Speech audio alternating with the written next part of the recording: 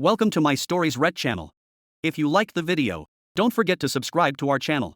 Also, please like and share your comments. We make new videos with interesting stories every day.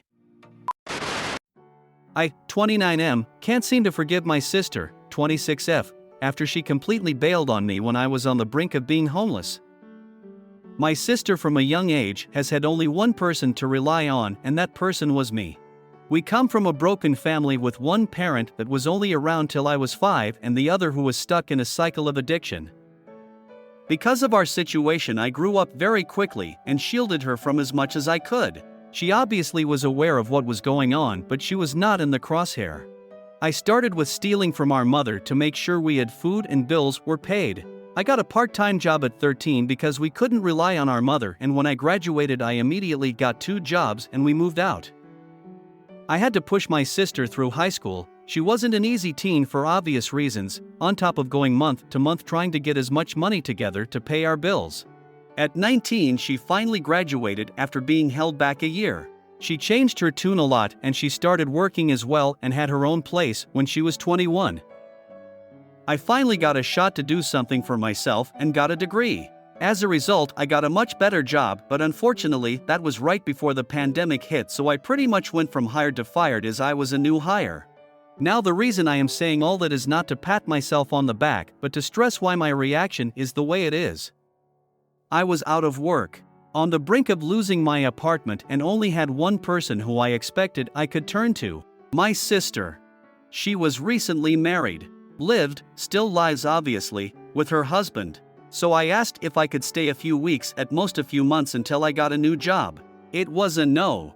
I was taken aback, but it remained to be a no. A week or 2 later I was kicked out of my apartment.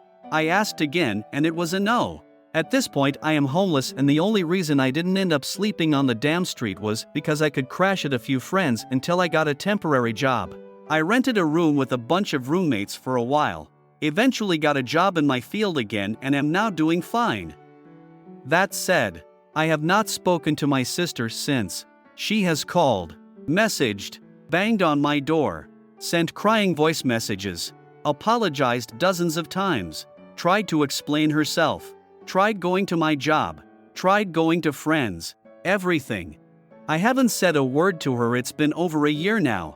She recently had a child and she is still desperately trying to reach out. She claims her husband refused to let me stay. He even reached out several times to beg me to reach out.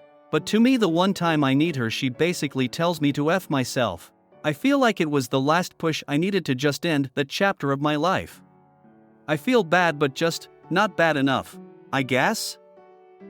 Even my friends and my girlfriend are on my case that I should forgive her and that they understood it at first, but now think I am being an asshole. What would you guys do? Update. So I had a huge amount of people inquiring as to what ended up happening and asking me to make an update should anything happen, and while I wasn't sure if I would or even should, I eventually decided to just go ahead and do it. Anyway, with that out of the way, I decided to follow some advice given by several people. I told my girlfriend and the friends who involved themselves or were involved by my sister to back off or to lose my number. They do not understand my perspective and they likely never will, and I need to get that through my head, as I have a tendency to talk about my life as if it is a standard. But it is a standard only to me. Luckily most people don't go through any of that. I obviously had a longer and face-to-face conversation with my GF and with individual close friends, but it boils down to that. One friend kept pestering me about it and I ended up dropping him as a friend, but my GF was apologetic and most friends were either apologetic or said they'd drop it.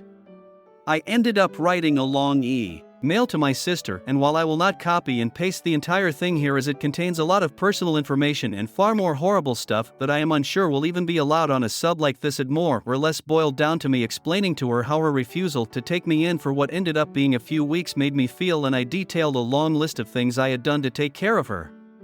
I ended up finishing my email telling her that even if I take her version of the story as truth and her husband is the cause of me not being allowed to stay, that it is entirely irrelevant to me, because that just means she didn't fight for me at all. I also informed her I have no interest in meeting her child as of this moment, and I have no interest in reconnecting with her, and if that changes in the future I will be the one to contact her. I told her to let this be a lesson to her, as it has been a painful lesson to me. Boiled down, I have decided to move on and keep the door on the tiniest of cracks. She has responded a lot since that moment. She seems unable to accept it, but I have not responded since. I don't have anything else to tell you, I am afraid, and since the sub only allows one update, well, it is what it is. Again, thank you all for taking the time to respond to my post, and thank you all for your insightful replies. Comments. This post makes me sad for everyone. I grew up in a dysfunctional family and protected my younger sibling. I protected them so well that their view of our childhood is not very accurate.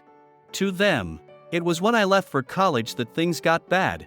Because of that dysfunction, we both have extreme trust issues, which meant that when we had a problem about 2 years ago, everything completely disintegrated. We are kind of okay now, but it will never be 100% again. So when I read this, I see similarities, and I feel sympathy and sadness. Same. I come from a dysfunctional household. My mom simultaneously made me a parent and then vilified me anytime I tried to make things better. She drove a wedge between me and my sisters, and I thought we were doing better, but when I needed support, they weren't there for me. I finally went no contact last year, and it's sad, but better.